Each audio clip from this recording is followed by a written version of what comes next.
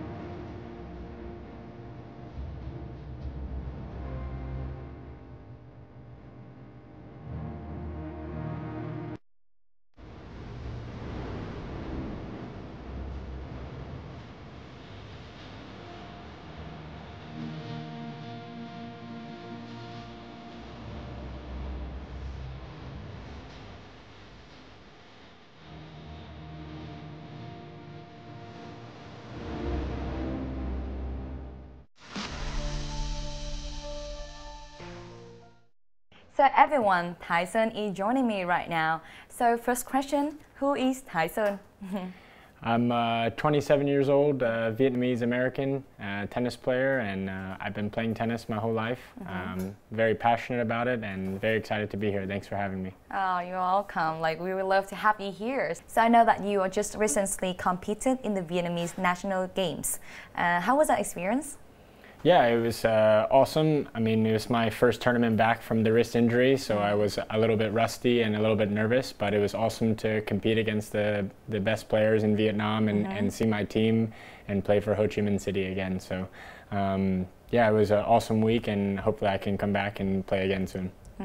I remember the latest time when you was playing tennis was when you got the injury, the hand injury. Yeah. Can you share a bit about that experience? Well, it was very disappointing because I wanted to play in the SEA Games this May, especially because this year we host in Vietnam. You know, next year maybe I'll play in Cambodia, but yeah, I hurt my wrist in middle of 2021, and I had to have the surgery in January, and it took a long time for it to be okay. So with the games, the first time you really played that many matches in just a span of the week, how do your hands really feel? Is that okay? Yeah, it was many matches, playing singles and doubles, and then the team competition as well. It was many matches, and you know, the hand right now it feels pretty good. The rest of my body's a little tired, but yeah, it was awesome to compete. I wish I could have maybe played a little bit better, but you know, that's okay because I understand there's going to be a little bit of rustiness before I'm able to play my best again. Is that stiff? Yeah, it is. It is stiff, but no pain. It's just it needs to get stronger. So. Okay.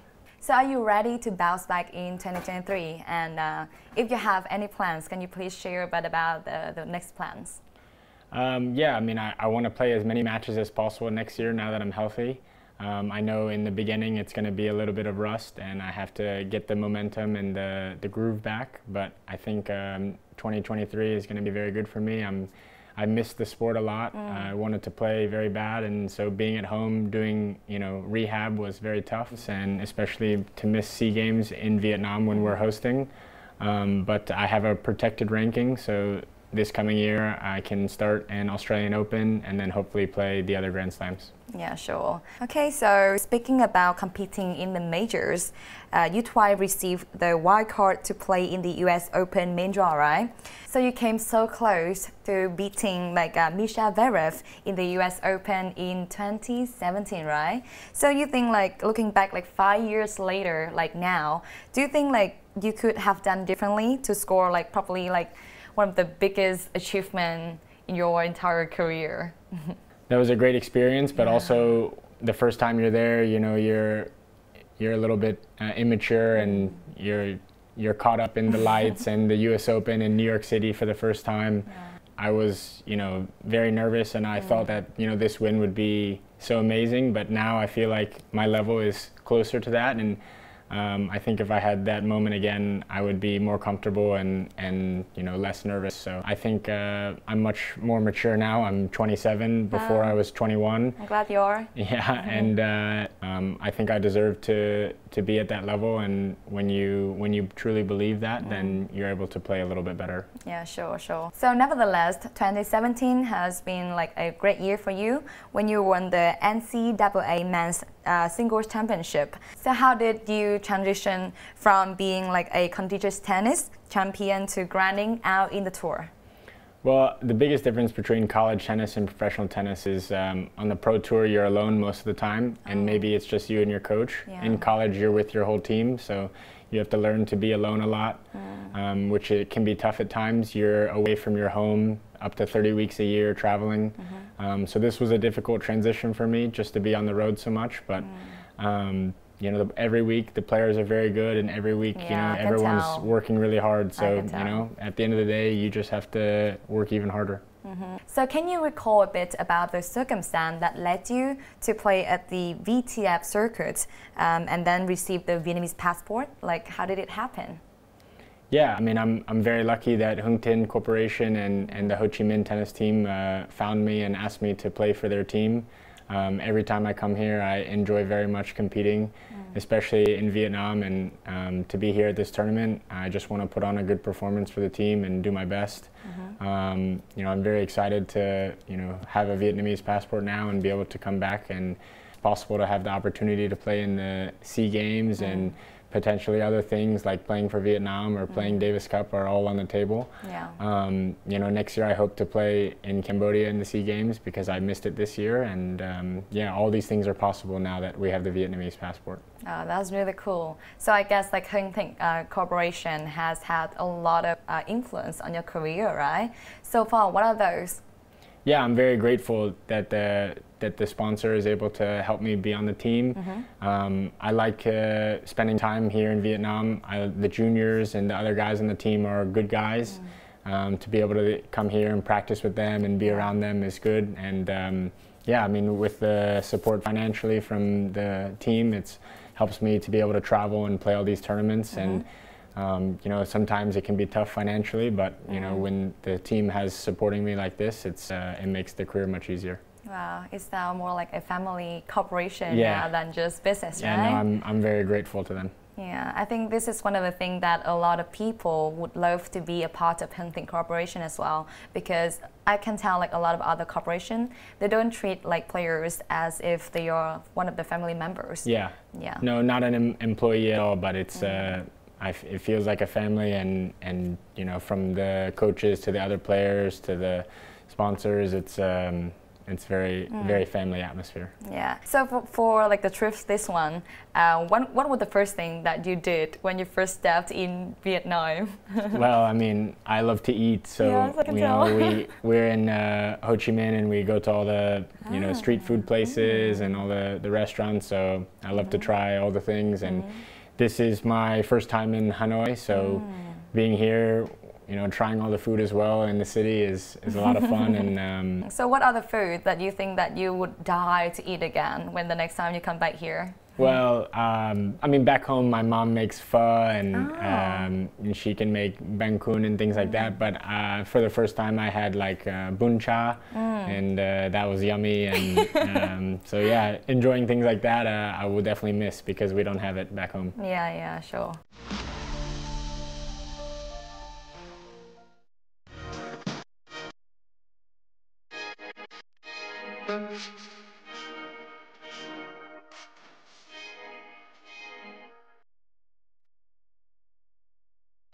So, Thai-Son, as you can see, we're here in the Huan Kim Lake. Exactly, Huan Kim Lake. Yes, good job. I Very think, excited. Because like now, like I'm going to take you to one of like the signature food in Hanoi, and it is called no.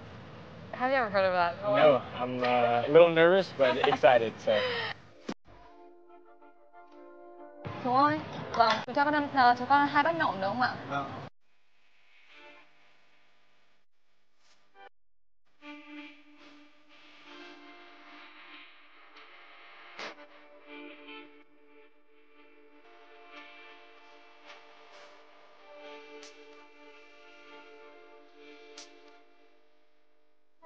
What's the difference between this one and the original salad that you already have? This is like normally it's just lettuce, but this is much better, and this beef is very tasty.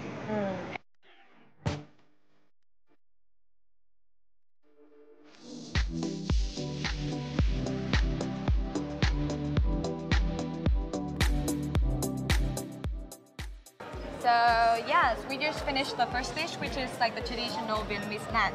Yeah. Right, and now we're here at the traditional ice cream in Vietnam. This is what I've been waiting for. Okay, so do you normally have like a flavor, like the favorite flavor? I mean, I love everything chocolate, so if it's chocolate, I'll eat it, but Okay. I'm up for any flavor. I'll try whatever. I love ice cream. Okay, yeah, let's go for that. Let's Sounds go for that. good. I think you love it. Yeah, I'm excited. Yeah. What do you think? Do you see how traditional it is? What can I say? Ta-da!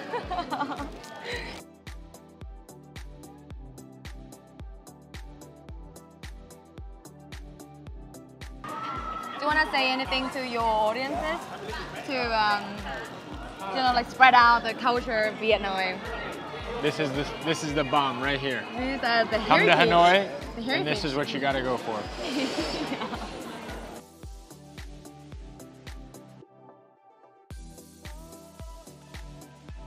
So, and that is a day in Hanoi with Thai-Son. Now we go back to studio to finish the talk, guys.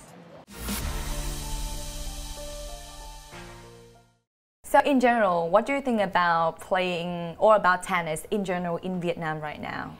I think it has a lot of potential. Like I know the juniors and the Ho Chi Minh team, they're very good. They have a lot of talent. I think they need to continue to work hard because I really think that they have a chance to follow in myself and Nam's footsteps. I think they should see this as a goal for them as well.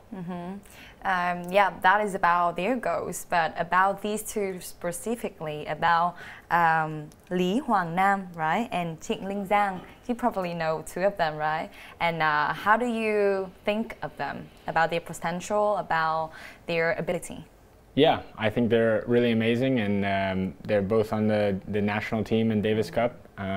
Hopefully they can beat Indonesia in February and become a Group 2 team. But yeah, Nam has had an incredible 2022. He's won a ton of matches. You know, Nam's a good guy. He works hard, and you know, he's a funny guy. So hopefully we can spend more time together this year on the tour. Yeah, I hope so. So next one is, what do you think like Vietnamese tennis player need to do to make like their name like bigger for themselves in international level?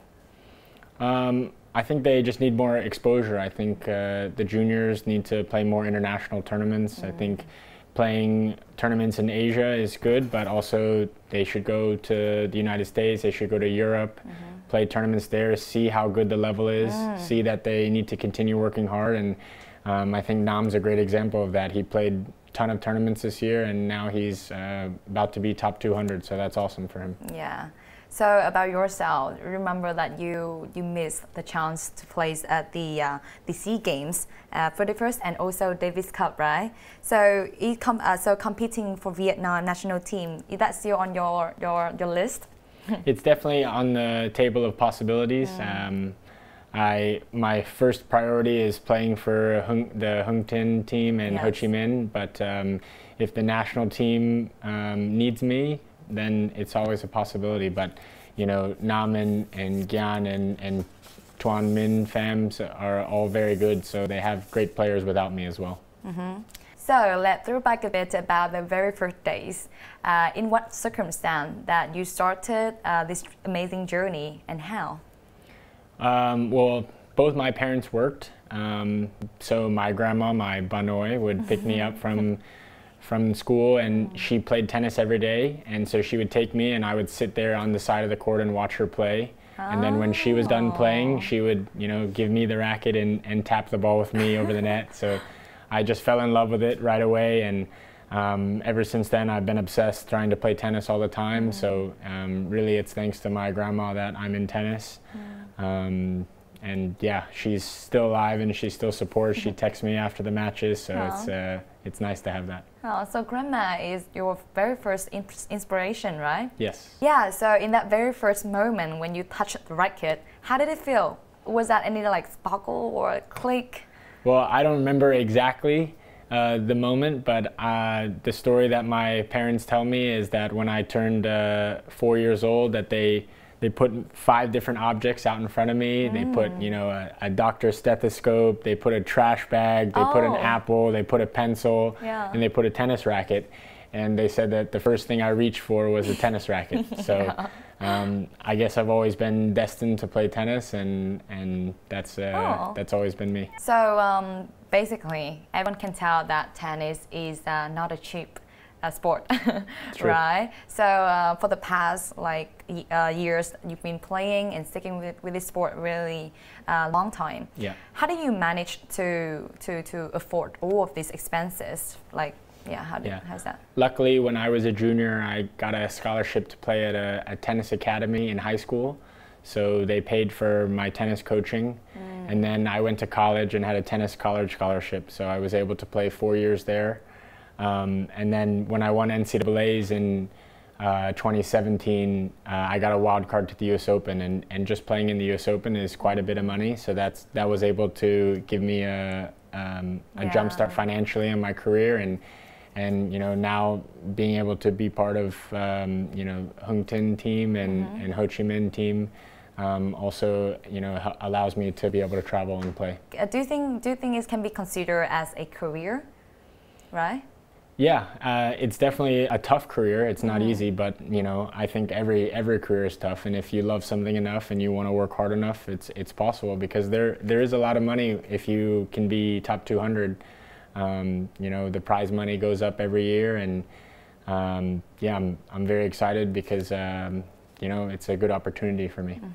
Yeah, I hope so. I hope that you can really develop this career as far as you can.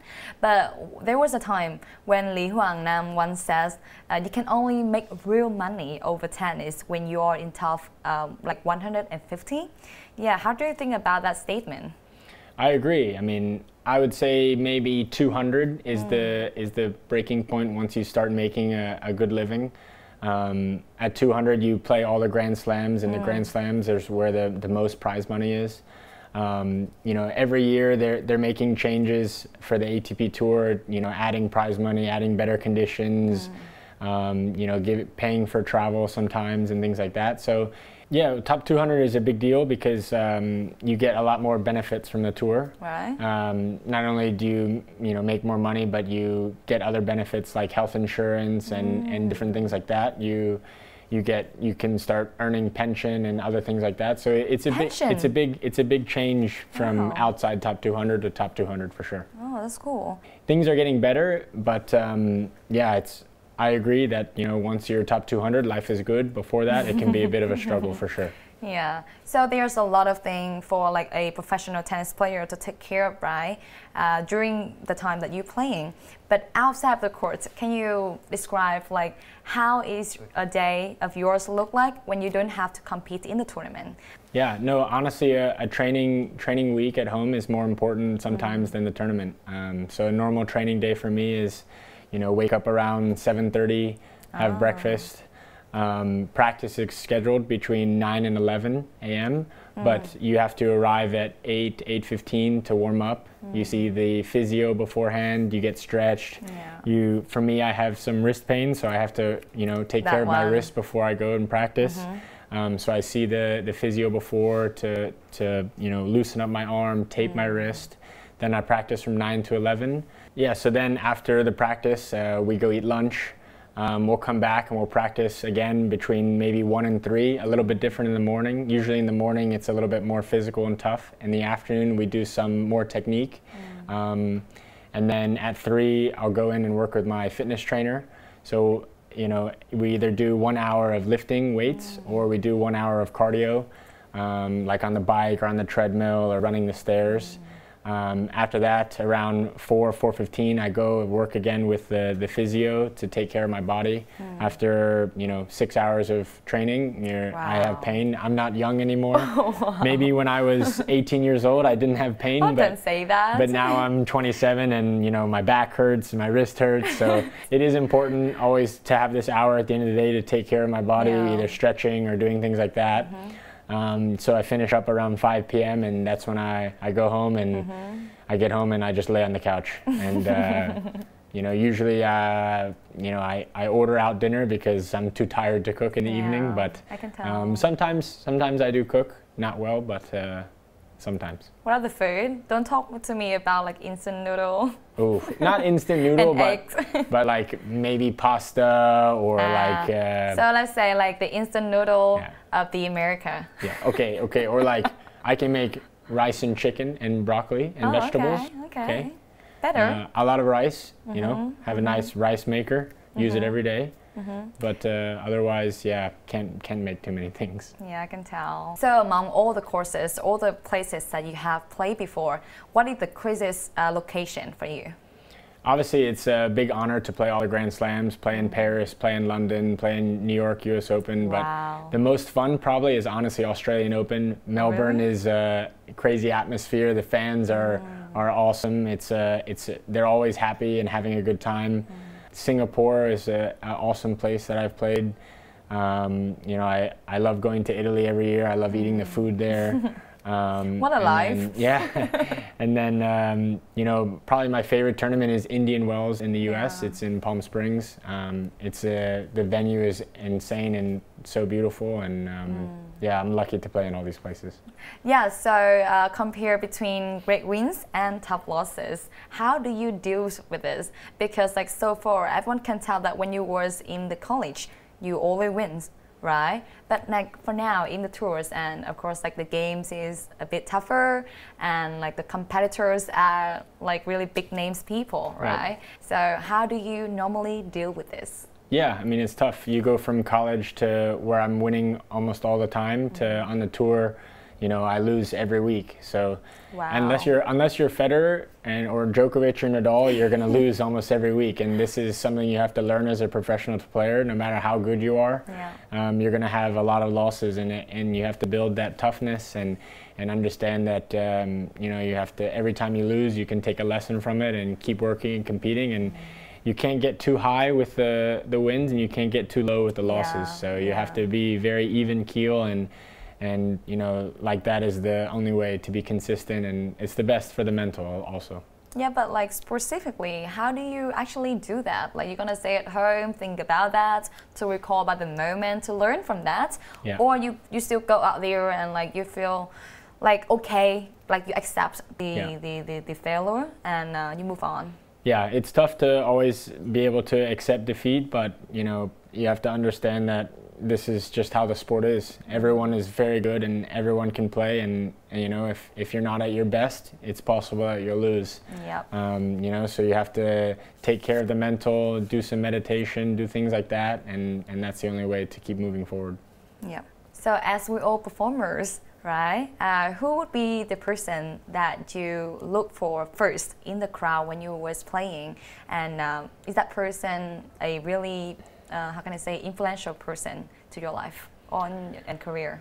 Well, I probably, the most of the time I look at my coach, and you know, he's been my coach now for 8 years, and I look at him for support, but also I look at him and, you know, I can yell or be positive or negative, because sometimes I'm very anxious or nervous on the court, so I can look at the coach and be like, you know, pissed, or I can be come on and happy. You know, I like when my brother travels with me, I can look at him and be positive, because I know he wants me to win. I don't love when my parents come, because I look at them and they're very nervous also. So I don't want to look at them, because then they're going to make me nervous. So I try not to look at the parents. But you're saying your parents like put pressure on you? No pressure. I just want to make them happy and proud. Like you put pressure on yourself more. Yeah. And then sometimes if, you know, there's some girls in the crowd, then I'll use them for some motivation too. So you started playing professionally in 2017. A bit like comparison between Thai-Son of 2017 to Thai-Son 2020 now. What is the difference? And like so far, what was a year that you think that was like the best achievement? Yeah, I mean, I feel like I'm much more mature now, obviously, and many more years than playing the tour and traveling. You learn a lot being at tournaments. Every time you go to a tournament, you feel a little bit less pressure because, you know, oh, I've been here before. Oh, I've done this before. Yeah. I've seen this guy. I've done this. My best year was probably end of 2019, early 2020, right before COVID. I was playing my best tennis. So unfortunately, COVID shut down and I didn't get to continue playing well. And then I got injured right after that. So it was tough. But in January 2020, I won my first challenger. And that put me at, you know, 180 in the world. So that was my career high. And unfortunately, then COVID came. So are you satisfied with what you have got so far? Like, do you think you need to achieve more? Or do you think you're okay with this? Of course, I always believe I can do more. I really want to be top 100. I think it's possible. Again. Yeah, but at the end of the day, you can only control so much. You have to go out there and you have to work very hard. And I know that if I do all those things, then I have a good chance. But if it doesn't happen, then, you know, I'm okay. So is there anything in your bucket list to achieve that? I've played all the Grand Slams, so these are all the things that I've checked off my bucket list. But I don't want to just play them now. I want to win matches. I've never won a match at Wimbledon.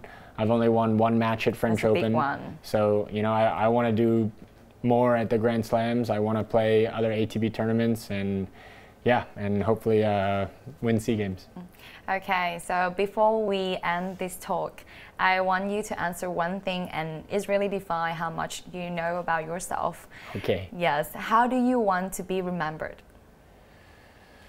Wow, that is a tough question. Yes. How do you want, like, all the audiences, all the fans remember you also now and in the future? Yeah.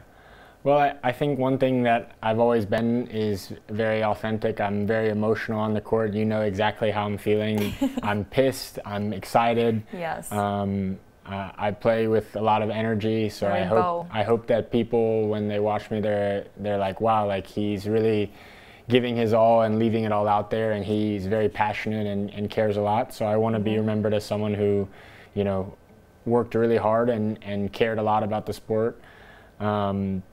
You know, I don't know. Hopefully I have many years to create a legacy and stay close to Vietnamese tennis, and hopefully there'll be some positives in the future. Yeah, I hope so.